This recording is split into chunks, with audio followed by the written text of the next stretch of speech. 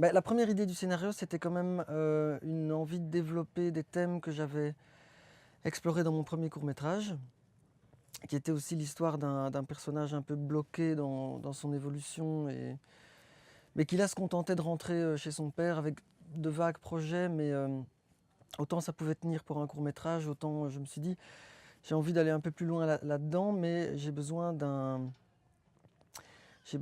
concrétiser ou de matérialiser, son envie d'autre chose. Mais en même temps, j'ai pas envie que cette chose existe réellement». Voilà. Donc je me suis dit au départ: «Mais pourquoi pas un projet de voyage?» puisque c'est quand même quelqu'un qui au final, il va s'en rendre compte lui-même, fouille un petit peu, les questions et les décisions qu'il aurait à prendre.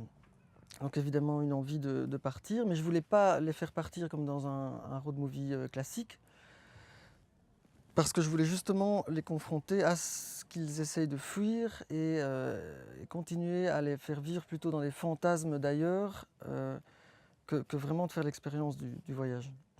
Donc c'est venu de cette envie de traiter ça, et de donner, de matérialiser ce thème-là, de le concrétiser dans un objet réel qui au final, voilà, a été le camping-car.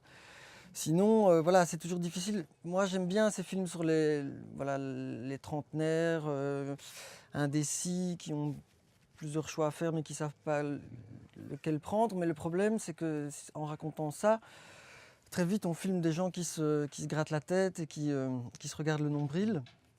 Je voulais surtout pas ça, donc je voulais matérialiser